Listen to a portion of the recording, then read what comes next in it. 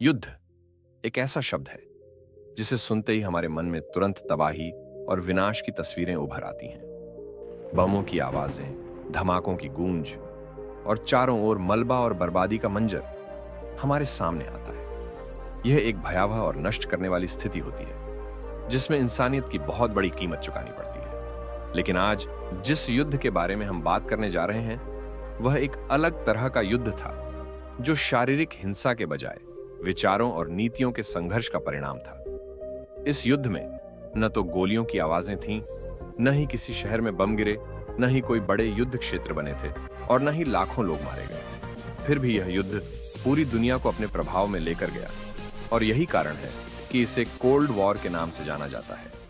Cold war एक लंबा संघर्ष था जो 1947 से लेकर 1991 तक चला और इसमें मुख्य रूप से दो बड़ी महाशक्तियां शामिल थीं, यूएसएसआर सोवियत संघ और संयुक्त राज्य अमेरिका यूएसए। ये दोनों देश दुनिया के सबसे ताकतवर देशों के रूप में उभरे थे और उनका विचारधारात्मक संघर्ष पूरी दुनिया पर गहरा असर डालता था। जहां एक ओर सोवियत संघ साम्यवादी विचारधारा को फैलाना चाहता था, वहीं दूसरी ओर अमेरिका ने पूंजीवाद और लोकतंत्र के सिद्धांतों को बढ़ावा देने का प्रयास किया। इस संघर्ष ने न केवल इन दोनों देशों को एक दूसरे से टकराया बल्कि दुनिया के हर कोने में तनाव और अस्थिरता को बढ़ाया।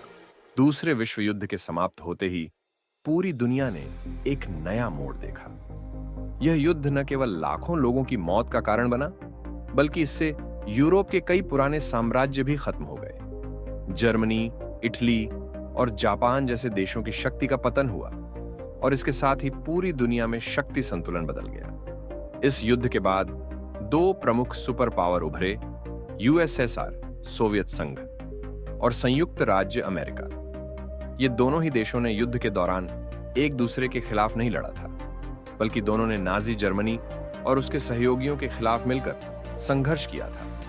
हालांकि युद्ध समाप्त होने के बाद इन दोनों देशों के बीच संबंधों में तीव्र बदलाव आया और यह दोनों एक दूसरे के सबसे बड़े प्रतिद्वंदी बन गए। अब युद्ध समाप्त हो चुका था लेकिन एक नया संघर्ष शुरू हो गया जो शारीरिक लड़ाई से कहीं अधिक खतरनाक और सूक्ष्म था।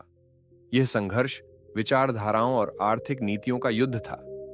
यूएसएसआर, जो एक साम्यवादी देश था, अपनी विचारधारा को दुनिया के अन्य हिस्सों में फैलाने का प्रयास कर रहा था। उनका उद्देश्य था कि पूरी दुनिया में कम्युनिज्म की स्थापना हो, जहां संसाधन और संपत्ति का वितरण समान रूप से किया जाए और हर नागरिक को एक समान अवसर मिले। इसके विपरीत अमेरिका का उद्देश्य था पूंजीवाद और लोकतंत्र का प्रचार करना।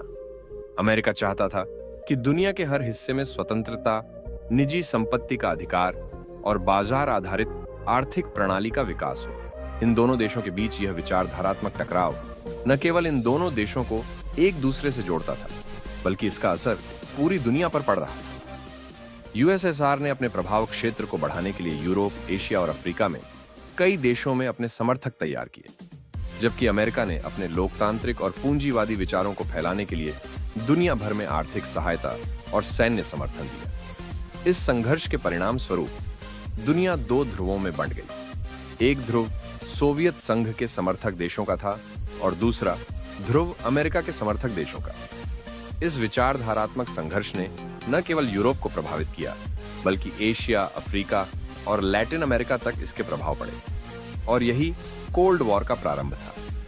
कोल्ड वॉर एक ऐसा संघर्ष था जिसमें न तो यूएसएसआर सोवियत संघ और अमेरिका ने सीधे एक दूसरे से युद्ध किया बल्कि यह एक विचारों और नीतियों का संघर्ष था। इस युद्ध में दोनों देशों के बीच कोई बम या गोलीबारी नहीं हुई, लेकिन दोनों देशों के बीच तनाव और प्रतिस्पर्धा लगातार बढ़ी। 1930 में जब जोसेफ स्टालिन ने सोवियत संघ की सत्ता संभाली तो उसने अपने कम्युनिस्ट विचारों को फैलाने की कोशिशें शुरू कर दी। स्टालिन चाहता था कि पूरी दुनिया में कम्युनिज्म का प्रभाव बढ़े। 1933 में अमेरिका के राष्ट्रपति ने सोवियत संघ के साथ अपने रिश्ते सुधारने की कोशिश की ताकि दोनों देशों के बीच शांति बनी रहे, लेकिन सोवियत संघ के रवैये और उनकी नीतियों के कारण यह कोशिश सफल नहीं हो पाई। इसका परिणाम यह हुआ कि दोनों देशों के बीच रिश्तों में और भी तनाव और दरार आ गई।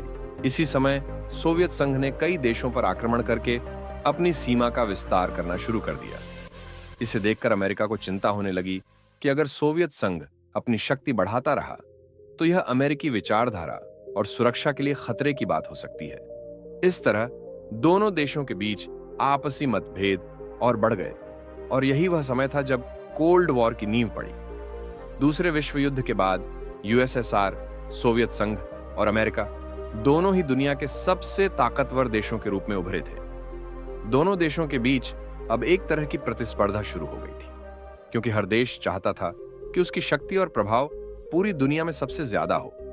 1945 में अमेरिका ने जापान पर परमाणु बम गिराए थे और यह घटना पूरी दुनिया के लिए हैरान करने वाली थी। स्टालिन और सोवियत संघ को यह देखकर डर लगने लगा कि अमेरिका अब परमाणु हथियारों का इस्तेमाल किसी दूसरे देश जैसे सोवियत संघ के खिलाफ भी कर सकता है। इस डर से बचने के लिए सोवियत संघ ने 1949 में अपना पहला परमाणु परीक्षण किया। इसका मतलब है कि सोवियत संघ ने भी अपनी सैन्य शक्ति को बढ़ाने के लिए परमाणु बम बनाने की प्रक्रिया शुरू कर दी थी, ताकि वह अमेरिका से मुकाबला कर सके। इस तरह से परमाणु हथियारों की दौड़ ने दोनों देशों के बीच तनाव को और बढ़ा दिया और दुनिया में एक नई तरह की हथियारों की प्रतिस्पर्धा शुरू हो गई। इसके बाद यूरोप में दोनों महाशक्तियों के बीच विचारधाराओं की लड़ाई शुरू हुई। अमेरिका ने पश्चिमी यूरोप में पूंजीवाद फैलाने की कोशिश की, जबकि सोवियत संघ ने पूर्वी यूरोप में कम्युनिज्म को बढ़ावा दिया। इस दौरान बर्लिन की दीवार का निर्माण हुआ, जिससे यूरोप दो हिस्सों में बंट गया।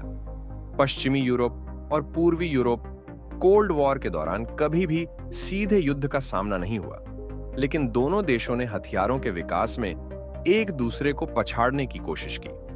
1962 में क्यूबा मिसाइल संकट ने इस युद्ध को और भी गहरा कर दिया था, जब सोवियत संघ ने क्यूबा में मिसाइलें तैनात की थीं। यह स्थिति युद्ध की ओर बढ़ रही थी, लेकिन अंततः एक समझौते के तहत दोनों देशों ने अपनी मिसाइलें हटा दी। कोल्ड वॉर के दौरान दोनों देशों ने अपनी सैन्य शक्ति बढ़ाने के लिए लाखों डॉलर खर्च किए। दोनों देशों ने छोटे देशों को अपने साथ जोड़ने के लिए राजनीतिक और आर्थिक दबाव डाला। अमेरिका ने नाटो और सोवियत संघ ने वार्सो संधि बनाई, जिससे दोनों के गठबंधन मजबूत हो गए। कोल्ड वॉर ने न केवल यूरोप बल्कि एशिया, अफ्रीका और मध्य पूर्व में भी तनाव बढ़ा दिया। कोरिया युद्ध 1550 से 1553 तक और वियतनाम युद्ध जैसे संघर्षों में अमेरिका और सोवियत संघ ने अपने अपने प्रभाव का इस्तेमाल किया। इन युद्धों में लाखों लोग मारे गए, लेकिन कोई भी पक्ष विजयी नहीं हो सका। 1980 तक दोनों देशों के पास हजारों परमाणु हथियार थे। इस दौरान भारत ने भी नॉन एलाइगन मूवमेंट की अगुवाई करते हुए दोनों महाशक्तियों के बीच तनाव को कम करने की कोशिश की। भारत ने कई देशों के बीच संवाद स्थापित किया और उन्हें दोनों शक्तियों के संघर्ष से दूर रखा। जो कोल्ड वॉर का असर पूरी दुनिया में पड़ा, क्योंकि इस दौरान दो सबसे ताकतवर देशों यानी अमेरिका और सोवियत संघ के बीच लगातार तनाव और प्रतिस्पर्धा चल रही थी। दोनों देशों ने अपनी शक्ति को बढ़ाने के लिए नए सैन्य गठबंधन बनाए। इसका मतलब यह था कि दोनों देश अपने अपने दोस्तों और सहयोगियों के साथ मिलकर दूसरे देश को कमजोर करने की कोशिश करते थे। कोल्ड वॉर में अमेरिका और सोवियत संघ दोनों ही अपने प्रभाव को बढ़ाने के लिए छोटे देशों में भी दखल देते थे। इन छोटे देशों में कभी तो सीधी लड़ाइयां होती थीं और कभी इन्हें अपने अपने पक्षों के समर्थन से संघर्षों का सामना करना पड़ता था। इस कारण से इन देशों में अस्थिरता और हिंसा बढ़ी और कई बार राजनीतिक असंतुलन भी पैदा हो गया। हालांकि 1991 में सोवियत संघ के विघटन के बाद कोल्ड वॉर खत्म हो गया। सोवियत संघ टूटने के बाद इस संघर्ष का समापन हुआ और दुनिया एक नई दिशा में आगे बढ़ी। लेकिन इस युद्ध ने जो सबसे बड़ा असर डाला वह यह था कि इसने दुनिया को दो हिस्सों में बांट दिया। एक अमेरिका के प्रभाव वाले देशों का समूह और दूसरा सोवियत संघ के प्रभाव वाले देशों का समूह। इस वजह से दुनिया में बड़े बदलाव आए और देशों के बीच अलग अलग विचारधाराएं और नीतियां सामने आईं। इस समय तक अमेरिका और सोवियत संघ के बीच विचारों का यह संघर्ष पूरी दुनिया को प्रभावित कर चुका था।